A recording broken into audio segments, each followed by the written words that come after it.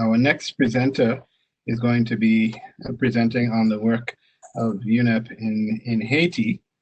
And we are fortunate that Fabia Monti, who is the head of the UNEP Haiti office, is able to come to us. He's actually coming to us from France. And Fabien, at this point in time anyway, he's normally based in Port-au-Prince.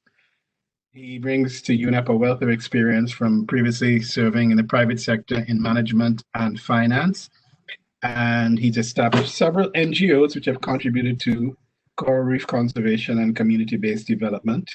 Between 2007 and 2012, he advised the governments of Indonesia, Madagascar, and the DR Congo during climate negotiations. And additionally, he has worked for 10 years with UNDP and the World Bank, advancing climate change, REDD+, forest protection, agriculture, land use planning, and various interconnected sectors. He's only recently joined UNEP, but his experience, I'm sure, is being brought to bear almost immediately on the work we're doing in Haiti. So I'd like to invite Fabien to tell us about his work in Haiti.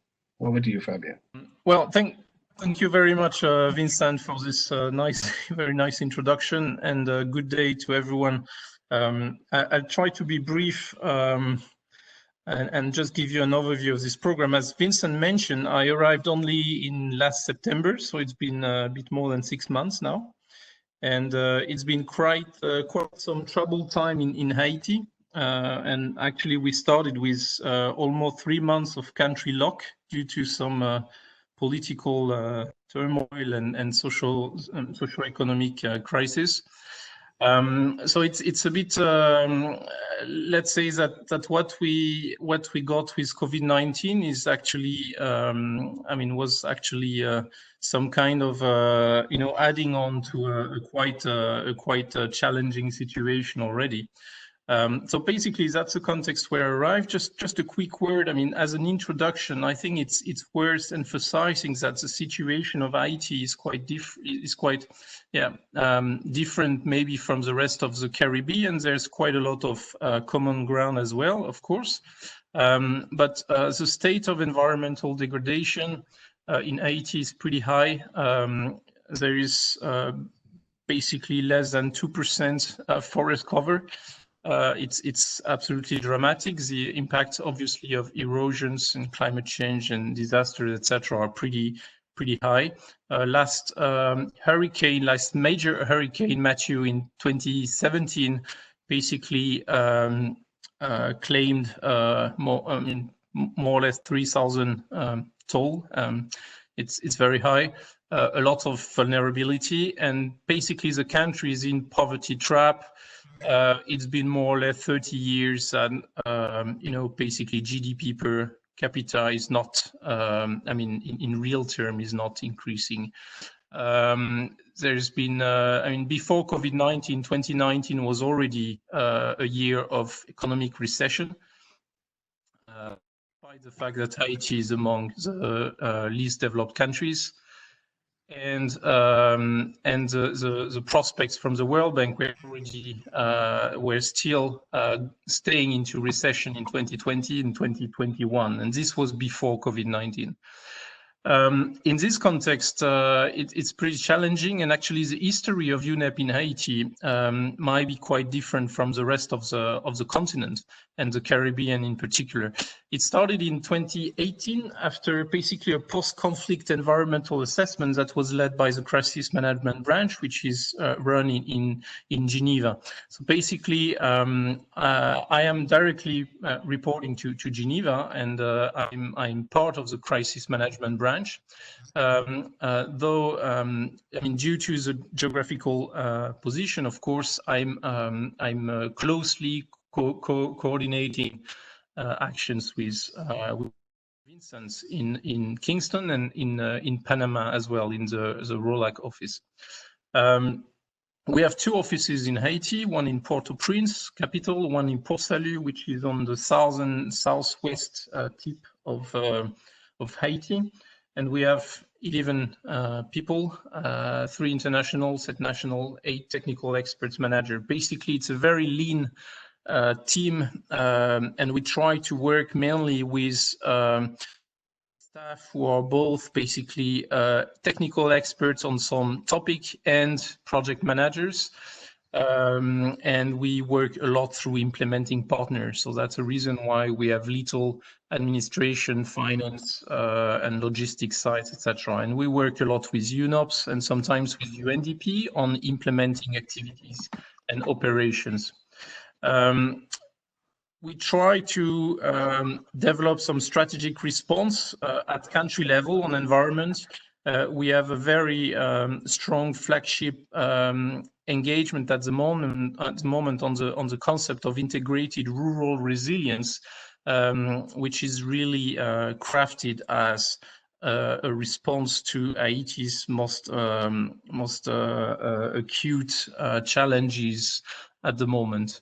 From an environmental point of view, we talk obviously about mainstreaming environment. Environment is a small budget as part of international support, but also obviously as part of national resources. And we need to work with other sectors to mainstream environmental objectives into their different sectorial targets.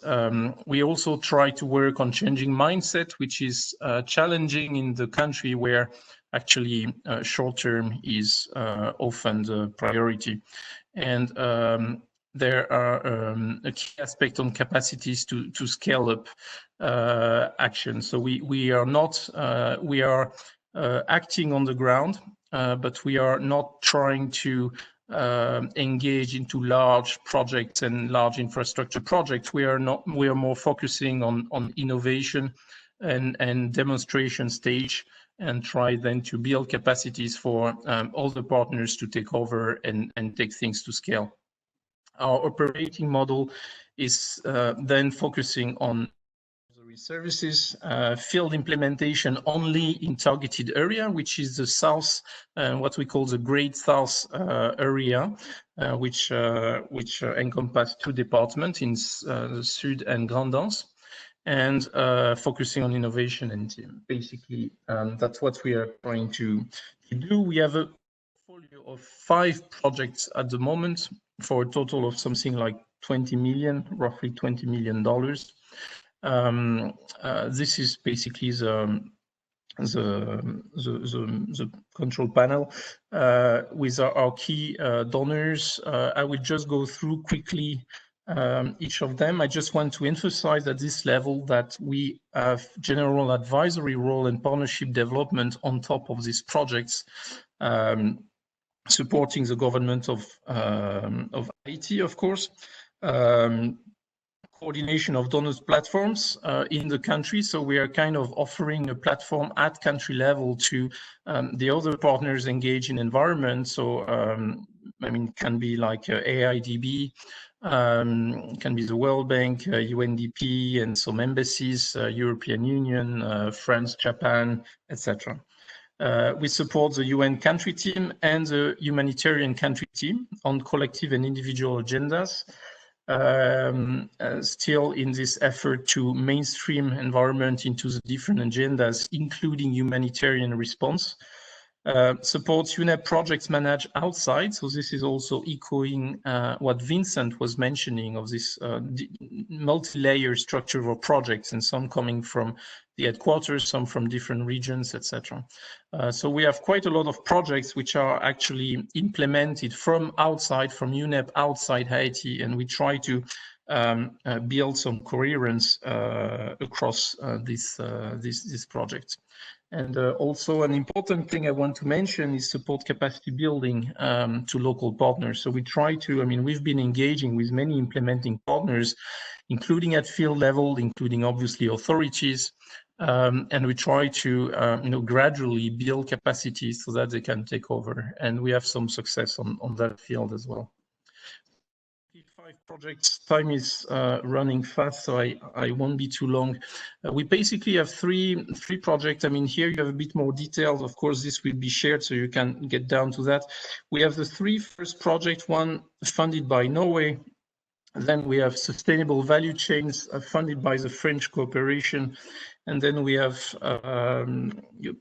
okay, here we have a problem, sorry, up. And then we have a project funded by the GEF. The 3 projects that I mentioned, I just go very briefly across the three of them because they are all very intertwined. The three of them are focusing in the south. They are run by our office in Port Salut. And the three of them are actually engaged in cross-cutting issues related to ecosystem restoration,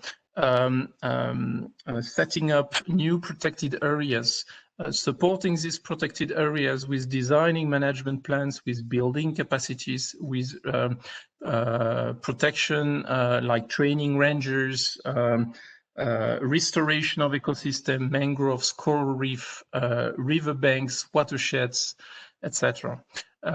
There's naturally an aspect on ecosystem-based adaptation, and so taking us to livelihoods, and local people's livelihoods are mainly around fisheries and agriculture. So looking at value chains, we have a project funded by the French who focus on cocoa and the vetiver value chains. We also work on other approach and cross-cutting agriculture approach like agroforestry and obviously agroecology.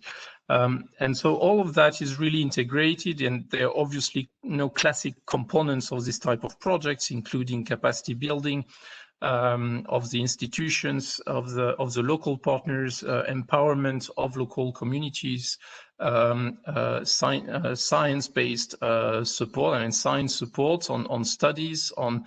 We have some landmark studies on green economy, on green supply chains, for example, on green value chains in the agriculture sector in the region, etc. So this is just to kind of package the three projects. And two more specific projects. We have a small capacity building project to support the government, actually the central government in Port-au-Prince, in implementation of all the multilateral environmental agreements. And so through this project, we've been supporting, for example, the establishment of the Haitian Biodiversity Fund, which which is a trust fund, which now received pledges for $26 million. So that is meant to be an instrument of financial sustainability for the protected areas in Haiti. We are also working on designing an environmental information system. We have the first version coming on air in a couple of months. We produced a documentary, pretty striking documentary on the relationship between the Haitian people and the sea. And we developed methodological guides and strategic environmental impact assessment for specific ecosystems. So that's the type of project that we develop in support to the national, the central government and Ministry of Environment. And we have a last project on sustainable energy. It's basically about establishing a community-based, community-led off-grid, mini-grid mixing generator and photovoltaic in a very remote part of Haiti, still in the southern coast. This is almost complete, and of course we've been quite challenged by COVID-19 and the situation, the trade situation there. I just conclude with a few key opportunities and challenges. We have long entrusted, this position as having a country program in UNEP, particularly in this kind of very challenging place and coming out from this crisis and disaster post-conflict approach is pretty challenging, but it's also building quite a few opportunities, including now we have long and trusted relationship with the authority. That's ideal to really push some agendas.